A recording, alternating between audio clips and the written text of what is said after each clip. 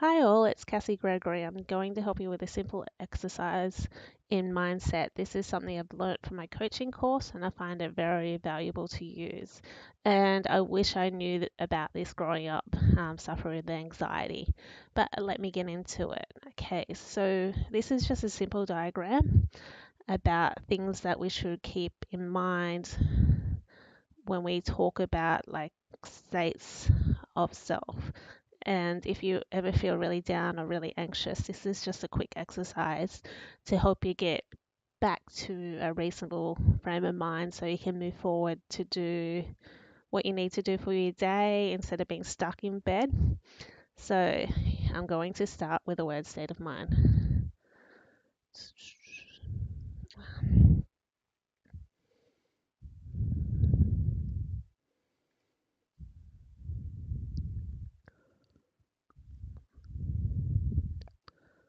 Of mind.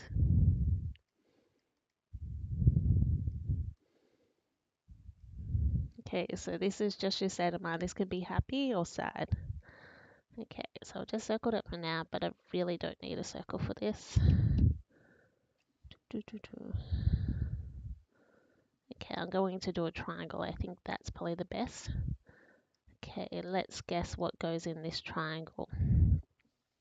Okay, the first one is a language. Like, how do you, everyone has that self-talk. How do you talk to yourself? Do you say, oh, not again, Cassie, you're just a loser? Or you're going, oh, well, we'll just try that. It doesn't matter, we'll try again or we'll get it. I know I can reframe back to both. Like, I even have my own little way of dealing with that little nasty Cassie that comes in my head sometimes. We all know who that little nasty person is that jumps up and said, you suck. But the thing is, you don't have to, even if you go down that line, the thing is, you can catch that and bring it back and to make that more positive. So, yes, you guessed it, the first one is language and how we speak to ourselves. And that's not just to do with self talk as well, that's just to do with how we speak to others. Just like a few words that are a big no no is like, I will try, or I should, or I will. I mean, I will is a good one. Like, I will try is like, okay, if I want to, I will do it. But if you say, I will do it, you're more likely to do it because it's talking about the patterns you tell yourself. Like, I will is a strong word. I should is a bad word because it leads to guilt. Because if you don't do it, you're just going to feel like shit. Sorry for the swearing, but that's just who I am. So we're going to think of language we can use for others as well to ourselves to improve your day. Well, I have a little technique that I'd like to share. This is what I do when I have that bad self doubting language coming to my mind. I picture myself as that little needy person. And when I say I suck, I don't feel well, we shouldn't have done that, that's bad. I play mother in my mind and just say, I know this has happened to us and yet it doesn't feel good. But you know what? Come here, have a hug. I'll metaphysically hug myself. And, if we don't feel well enough to do this now, we can do this tomorrow. But we can do this. Just trust it. That's how I deal with my self doubting technique, like self doubting talk. I have it, you have it, we all do. It's some psychological human thing that we all revert back to the negative because it's some safety thing that we had when we're cave people. We had to look at the dangers and everything. But we don't want to look at those dangers as self defeating language. So that's something we need to be mindful of. And hopefully, during this video series, I will talk into different techniques about how I deal with those little doubts in my mind. But also, the language we talk to each other, wrote a few notes here. Try, instead of saying I will try it, just do it. I can't. Instead of saying I can't, just think about how can you change this? Because I can't. is really, I will not do that. I don't even want to try doing that. Why me? Why me? We do not want to use that word. That just takes away all the responsibility and control away from us. Why me just puts us in this hole that we cannot escape from. So it's not a good word. We all do it. But if you do it, because I know I do it, just try to keep the minimal of why me, why me. Everything, shit happens to everyone. Just some people deal with it better. So the whole idea with the language is can you turn the problem into a challenge with your language. So let me see if I can think about. I am responsible for my life. Says it. I have no control. Everyone's taken over my life. You know, Betty, she's in smug with the boss and she always makes my life hard. That's an excuse. You can say, well, my boss prefers Betty, but I haven't really made an effort to go and get to know my boss. So no wonder Betty gets everything for her because she communicates with the boss. See how it's different? It's like instead of making Betty like this really bad person, it's probably true. She probably does make more effort to make communications at work and especially with a boss. So you can take control of that and make a better commitment to get to know your boss better. I don't know, it's just an idea, but everything can be turned around with your language that you use in life as well as in your head. Okay, the next one is beliefs. This is a big one, and this one does sometimes need outsourcing to help you with it, but it all comes from this guy. So the language that you tell yourself leads to your beliefs. Um, you know, from childhood, we do get people tell us what we should believe. What to believe, especially from your parents, and sometimes to break some of those ideas of what you learnt from when you're younger can take a lifetime if they do not work for you.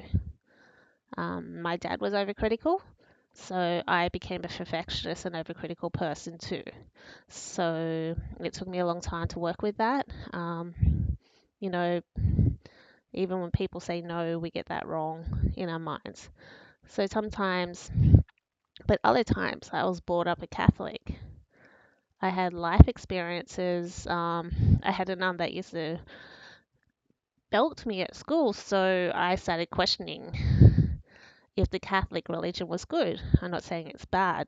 You know, I'm just a bit more open minded with my religions now. So our experiences and what we're being told lead to our beliefs. The only way to shift that is through the language that we talk to ourselves with and the life experiences that we give ourselves. And that's where jumping out of comfort zone lies, meeting new people. And sometimes, if it's really you need a lot of help with that, it's okay to talk to someone who is qualified to help you with that, a coach, psychologist, psychiatrist. They can all help you with this. But, you know, with some really good management, you can help yourself with your beliefs and help you get forward.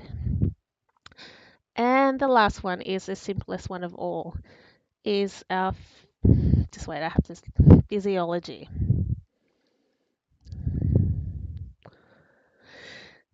So that's how we present ourselves, and it's the quickest way to make ourselves feel better. At the moment, my shoulders are slouched. So the best way to do it is actually bring my shoulders back, put my head up high, smile. The best one to make change of mood. I know sometimes when you're having a crap day, smiling is the worst thing to do, but smile and make yourself smile and put your shoulders back and stand up tall and proud. That's the quickest way to change your mind because it's all connected, our spirit, body, and mind. So if you look after one, you're looking after them all. It's great to be looking after all three simultaneously, and I know sometimes that's hard, but you align one, you align all. So if you're looking after your language, your beliefs, and psychology, you will naturally stand proud. If you're looking after your body and just even pushing your shoulders back, smiling, being open, you will help your language and your beliefs. If your beliefs are good, you'll help your language and psychology. So these all work together. So, which is great. But these all affect your state of mind. So, my idea today is which ones can you work on today to make you feel like your day is a lot better? It would be good if you could work on all three, but with my way of working, I think, it's better to start off small because then you're not sort of jumping straight into it. And our minds like small changes in a way, it doesn't like big changes. So, state of mind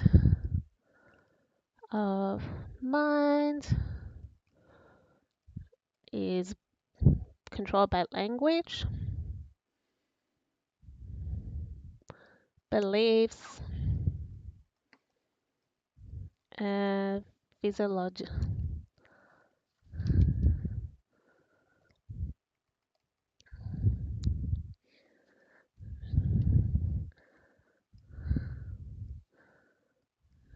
And I'm drawing lots of love hearts because I do art therapy as well, and I know art therapy and drawing happy things is part of that physiological part of the state of mind process, but it works backwards. With art therapy, you do draw, listen to music, do something creative, move your body, dance. Wow, so good for positive things. So moving your body, going for a run, drawing, doing something creative is great for this.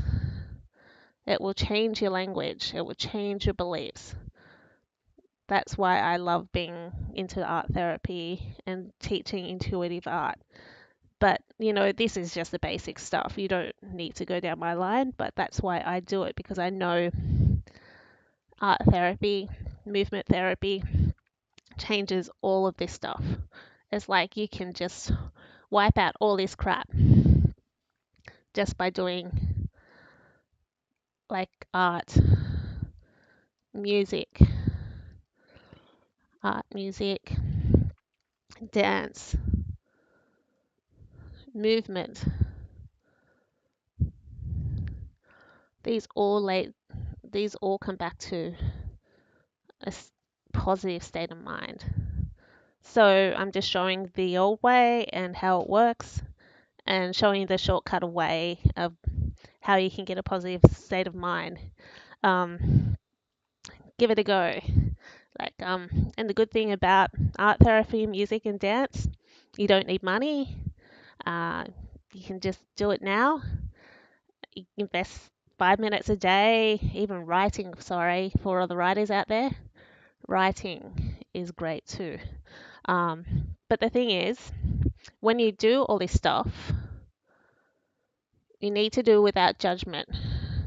You need to quieten that mind inside your head that tells you it's not good enough. That's why we don't do this.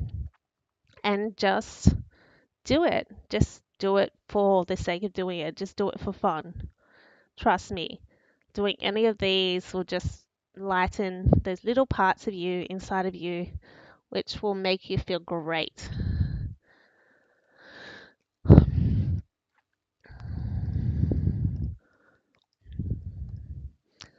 So if you like exercise, if you like me, you're an artist, if you like music, dancing, any of these, I think the problem with what's going on is people put expectations on